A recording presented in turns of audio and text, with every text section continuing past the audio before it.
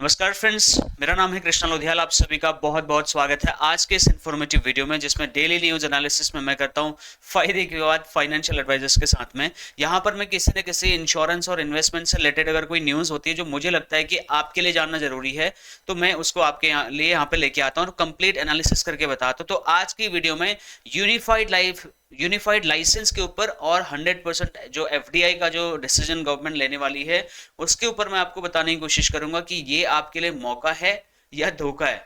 और साथ के साथ में यूनिफाइड जो लाइसेंस है उसके और एफडीआई के 5 फायदे और 5 नुकसान, दोनों बातें करेंगे, पॉजिटिव भी और नेगेटिव भी। फिर आप डिसाइड करिएगा कि आपके लिए सही है या गलत है। इस वीडियो को लास्ट तक जरूर देखिए, क्योंकि एवरी सिंगल डे यहाँ पर ये डेली न्यूज एनालिसिस वाली वीडियोस में लेके आता हूँ। इसके अलावा पिछले 6 महीनों से 182 दिनों से लगातार विदाउट सिंगल डिले, विदाउट एक दिन भी बिना मिस किए, मैं 365 दिन के चैलेंज पे आपके लिए काम कर रहा हूँ। आपको 58 से ज्यादा कोर्सेज फ्री ऑफ कॉस्ट दे रहा हूं। तो माय डियर फ्रेंड्स, इस चैनल को अभी के अभी सब्सक्राइब करिए और 58 के 58 कोर्सेज फ्री में लीजिए और अपना काम बढ़ाइए और पैसे कमाइए। ये 58 कोर्सेज है, अगर आप पूरा लिस्ट देखेंगे तो आपको समझ में आ जाएगा आपके जितने भी रिक्वायरमेंट्स होती हैं स्किल से रिलेटेड। तो हम इस देश के इंश्योरेंस एडवाइजर्स का स्किल गैप जो है रिड्यूस करने का काम कर रहे हैं। उसके अलावा ऑब्जेक्शन हैंडलिंग से related video every single day आपको एक मिलेगी, उसके लिए भी इस चैनल को सब्सक्राइब करिए। अब अगर सबसे बड़ा सवाल एक है कि यूनिफाइड जो लाइसेंस है वो है क्या चीज। कई सारे इंश्योरेंस एजेंट को से अभी भी नहीं पता और इसके डिटेल में एनालिसिस आज तक नहीं पता। हो सकता है आपको यूनिफाइड लाइसेंस क्या है ये पता चल गया हो, लेकिन मैं थोड़ा और गहराई में जाकर के चलिए आपको समझाता हूँ। देखिए, मैंने आज हिंदी में बनाई है आपके लिए पीपीटी, ताकि आपके लिए देखना समझना आसान हो जाए। यूनिफाइड लाइसेंस जो है वो ऐसा लाइसेंस है, मतलब जिसमें आप एक ही एजेंट मल्टीपल कंपनीज के प्रोडक्ट अपने जो क्लाइंट हैं उनको आप दे पाएंगे। अभी अगर करंट सिनेरियो की अगर मैं बात करूं तो एक एजेंट के पास अगर जो पैन कार्ड है उस पर एक लाइफ इंश्योरेंस, एक हेल्थ इंश्योरेंस और एक जनरल इंश्योरेंस आप बेच सकते हैं, कंपनी के साथ टाइप कर सकते हैं। और भारत में अगर मैं अभी लाइफ इंश्योरेंस और जनरल इंश्योरेंस और हेल्थ इंश्योरेंस के नियमों की बात करूं तो बहुत ज़्यादा कॉम्प्लेक्स है, ना क्लाइंट को समझ में आता है ना एजेंट को समझ में आती है। फिर भी लाइफ इंश्योरेंस कंपनियां हेल्थ कवर नहीं बेच सकती, लेकिन वहीं जनरल इंश्योरेंस कंपनियां हेल्थ कवर भी बेच पा रही हैं और जो मरीन इंश्योरेंस होता है वो भी बेच रही हैं। तो ये बहुत बड़ा मिसमैच है मार्केट में। इसके लिए सरकार अभी इस पे बात चल रही है कि यूनिफाइड लाइसेंस लेके आया जा सकता है क्या। अब ये एज अ सोल्यूशन कैसे काम कर सकता है, अगर ये आ जाता है तो life insurance, general insurance, health insurance से जितने भी रिलेटेड प्रोडक्ट्स आपको आपके कस्टमर को बेचने हैं वो आप बेच सकते हैं। आपको किसी भी खाली 3 कंपनियों से टाई अप करने की जरूरत नहीं है, सारी के सारी कंपनीज के प्रोडक्ट्स आप बेच पाएंगे, सिंपल। उसके बाद में इसके फायदे की अगर मैं बात करूं तो कंपनियां लाइफ और हेल्थ दोनों ही प्रकार के प्रोडक्ट्स कंपनियां भी बेच पाएंगी। ये यूनिफाइड लाइसेंस न सिर्फ एजेंट्स के लिए होगा बल्कि ये कंपनीज के लिए भी हो सकता है। मतलब जैसे एलआईसी है, वो हेल्थ इंश्योरेंस बेचना चाहती है तो अभी उसके लिए कंपोजिट इंश्योरेंस लाइसेंस की जरूरत पड़ेगी, शायद उसकी जरूरत ही खत्म हो जाए। यानी कि लाइफ इंश्योरेंस कंपनियां हेल्थ इंश्योरेंस भी बेच पाएंगी, हेल्थ इंश्योरेंस कंपनियां लाइफ इंश्योरेंस भी बेच सकती हैं। तो ये है यूनिफाइड लाइसेंस। इसमें ग्राहक जो है, एंड यूजर जो कस्टमर है, उसको अलग अलग तरीके के कस्टमर्स को बेनिफिट मिल जाएंगे। कस्टमाइज पॉलिसीज उनको मिल पाएंगी अपनी सुविधा के हिसाब से। आप उनकी जरूरत के हिसाब से कस्टमाइज करके पॉलिसी दे पाएंगे और एक ही क्लाइंट को आप मल्टीपल कंपनीज के प्रोडक्ट ऑफर कर पाओगे। लेकिन इसमें एक चीज ये भी होगा कि आपको मार्केट में कंपटीशन देखने को मिलेगा, but at the same time अच्छी प्रोडक्ट क्वालिटी की रेंज आपको देखने को मिल जाएगी, जिससे कस्टमर के लिए प्रोडक्ट सिलेक्शन करना बहुत ईजी हो जाएगा। इस टाइम पे इंश्योरेंस प्रोडक्ट्स के जो ब्रोशर्स होते हैं बहुत कॉम्प्लेक्स लैंग्वेज में होते हैं, ना क्लाइंट को समझ आता है ना एजेंट को समझ में आता है। तो उस चीज़ को यहाँ पर जो है कम किया जाएगा, बहुत ही सिंप्लीफाई हो जाएगा प्रोसेस। कस्टमर के लिए भी पॉलिसी समझना आसान हो जाएगा, एजेंट के लिए भी समझाना आसान हो जाएगा। अब दूसरा जो है चेंजेस वो हो सकता है 100% एफडीआई। अब ये एफडीआई क्या चीज़ है, इसको बोलते हैं foreign direct investment. Foreign direct investment मतलब प्रत्यक्ष विदेशी निवेश। मान लीजिए अगर आप अमेरिका की इंश्योरेंस कंपनी है और आपको दिख रहा है यार भारत में 140 करोड़ लोग हैं और मैं अपना इंश्योरेंस का कंपनी वहां धंधा जमाना चाहता हूं। अभी के नियम के हिसाब से क्या है कि आपको किसी न किसी इंडियन इंश्योरेंस कंपनी के साथ में कोलैबोरेट करके कंपनी बनानी पड़ेगी और आपको मैक्सिमम 74% तक का स्टेक आपका रहेगा। लेकिन जो 36% स्टेक है वो किसी न किसी इंश्योरेंस, भारतीय इंश्योरेंस कंपनी के साथ में आपको टाइप करना पड़ेगा। अब एफडीआई 100% करने का क्या मतलब हुआ, इसका मतलब ये हुआ कि अगर आप विदेशी कंपनी हो तो अगर आपको भारत में आना है तो आपको किसी भी इंडियन इंश्योरेंस कंपनी के साथ में टाई अप करने की जरूरत नहीं है। आप अपने टेक्नोलॉजी, अपना इंफ्रास्ट्रक्चर, अपना अपना जो मैनेजमेंट है, उन सभी को यहाँ पे डम करा सकते हैं, यहाँ पे डिप्लॉय करके इंडियन इंश्योरेंस सेक्टर में 100% अपने हिसाब से आप यहाँ बिजनेस कर सकते हैं। ये हो गया एफडीआई 100%।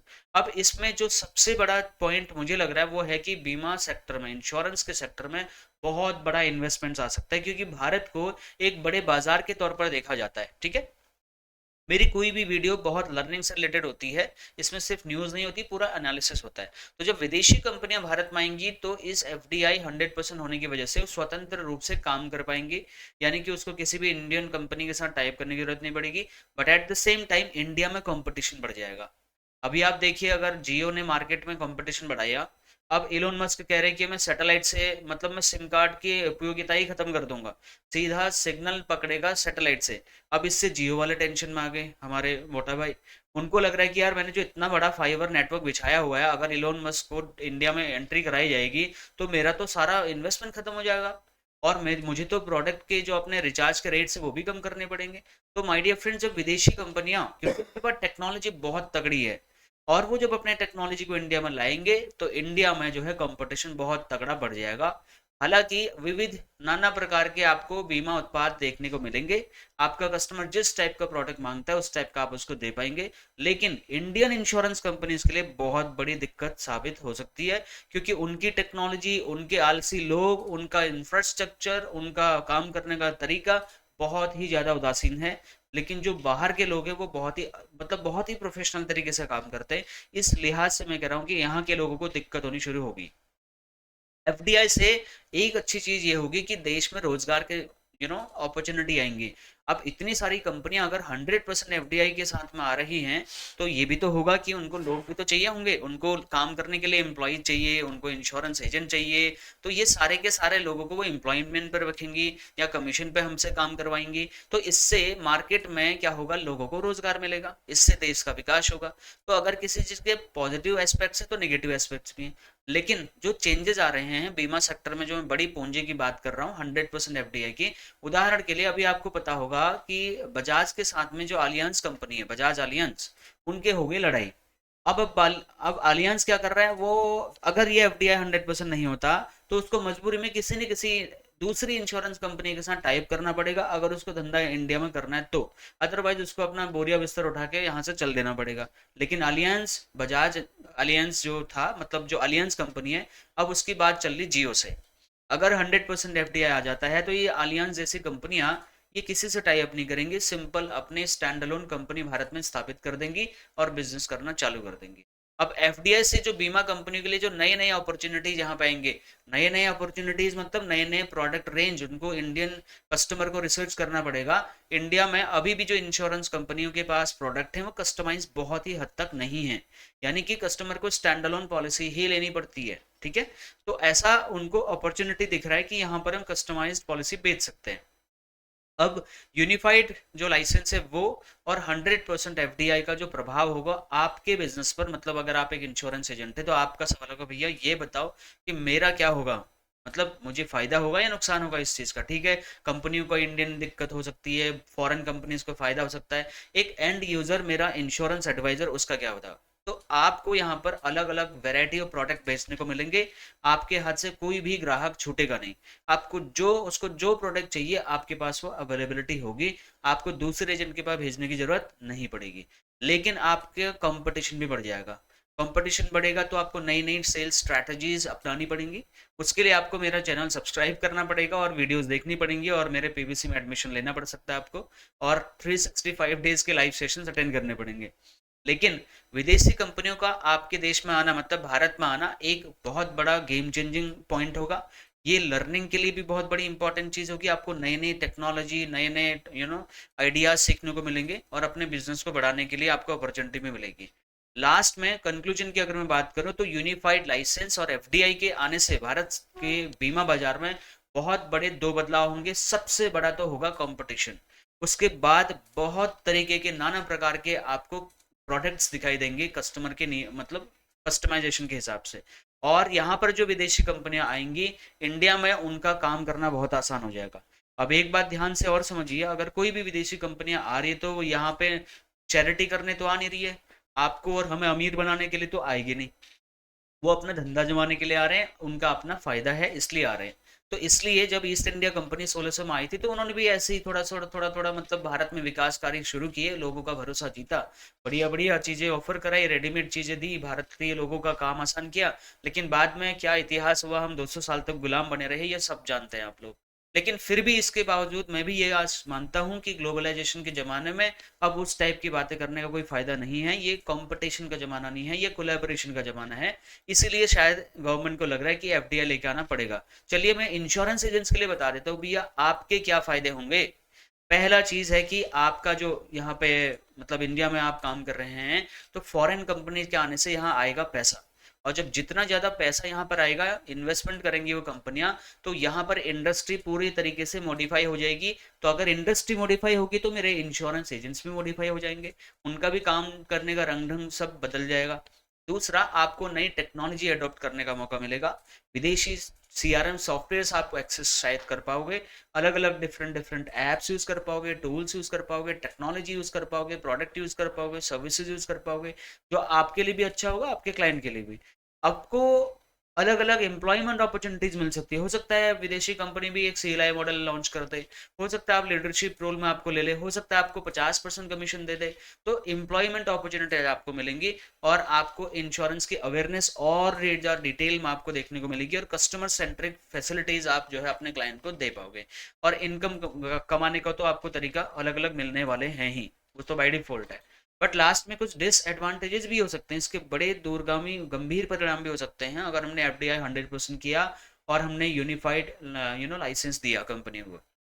सबसे बड़ा, अगर एफडीआई 100% होता है तो इम्पैक्ट ऑफ लोकल एजेंट, जो लोकल में एजेंट काम करने वाले लोग हैं, गांव घरों में काम करने वाले लोग हैं, उनको विदेशी कंपनियों से बहुत तगड़ा झटका लग सकता है, जिनकी इनकम कम हो सकती है, नई टेक्नोलॉजी वो शायद अडॉप्ट नहीं कर पाएंगे। इंडियन जो इंश्योरेंस एजेंट्स हैं, इनको कुछ हद तक दिक्कत भी हो सकती है। अब वो दिक्कत कंपटीशन की हो, वो लालच की दिक्कत हो, वो गुलाम बनाने वाली दिक्कत हो, कुछ भी हो सकता है, वो आप सोच के बताइए कमेंट करके। Reduce competitiveness of domestic companies, small Indian insurance companies में struggle to compete with the foreign players, क्योंकि विदेशी कंपनियां तो बहुत ही एग्रेसिवली काम करती हैं। इंडियन इंश्योरेंस कंपनीज के एम्प्लॉयज कैसे काम करते हैं ये आप भी जानते हो, मैं भी जानता हूँ। लेकिन यहाँ पर इंडिया में जो इंश्योरेंस कंपनीज है उनको दिक्कत होनी शुरू होगी, और इंश्योरेंस कंपनी को दिक्कत होगी तो एजेंट्स को भी दिक्कत होगी। फॉरेन आउटफ्लो जितना ज़्यादा बढ़ेगा, बाहर से जितना ज़्यादा पैसा यहाँ इंडिया में आएगा, उस हिसाब से ये जितना पैसा कमाएंगे ये सीधा बाहर ले जाएंगे। इंडिया से पैसा प्रीमियम का उठा करके सीधा बाहर डंप करेंगे अपनी कंट्रीज में, क्योंकि क्लेम तो ज़्यादा क्लेम थोड़ा ना आते हैं, है ना। जो मोर्टेलिटी रेट है वो तो अब और घट रहा है, क्योंकि मेडिकल साइंस इतना ज़्यादा आगे बढ़ गया, मरते हुए आदमी को बचा लिया जा रहा है आज के डेट में। ठीक है, तो यहाँ पे क्या फायदा होगा इनका, इनको प्रॉफिट कमाना है सिर्फ, ये प्रॉफिट के लिए आ रही है, दान पुण्य करने के लिए नहीं आ रही है कंपनी, ये भी आप समझिए। ठीक है, उसके बाद में क्या, neglect rural areas, rural area में जितने क्लाइंट्स हैं तो हो सकते हैं, या जितने एजेंट्स हैं उनको इग्नोर किया जाएगा, क्योंकि मेट्रो सिटीज में ज्यादा जाल बिछाएंगे अपना, क्योंकि यहाँ पर पॉपुलेशन ज्यादा है, और इनका धंधा सिर्फ एक है कि इनको प्रॉफिट कमाने आना है। तो ये प्रॉफिट इनको ज्यादा कहाँ से होगा, यू नो, इनको अर्बन सिटीज में जहाँ ज्यादा लोगों को एक बार में टैप किया जा सकता है, उसके चक्कर में क्या होगा, रूरल बेल्ट के लोग जो है पीछे छूट सकते हैं। रेगुलेटरी कंप्लाइंसेस बहुत ज़्यादा दिक्कत हो सकती है, क्योंकि जब ईस्ट इंडिया कंपनी भारत में आई थी, धीरे धीरे पूरा भारत का सरकार ही अंग्रेजों का हो गया था भैया तो जब ये कंपनियां इतना तगड़ा पैसा यहाँ पे इन्वेस्ट करेंगी, तो ऑब्वियस सी बात है गवर्नमेंट के जो मंत्री लोग हैं उनको भी पैसा खिलाया जा सकता है ना, उनको खरीदा जा सकता है, अपने फायदे से, अपने फायदे के हिसाब से नियम कानून पास कराए जा सकते हैं सरकारी लोगों को खरीद करके। इस देश के नेता कितनी जल्दी बिक जाते हैं आप सब जानते हैं, तो ये डिसएडवांटेजेस भी हैं। बावजूद इसके आपकी क्या राय है इस पॉइंट पे, आप मुझे अपना कमेंट करके जरूर बताइए, और ऐसी डेली न्यूज एनालिसिस के लिए अभी के अभी चैनल को सब्सक्राइब करिए।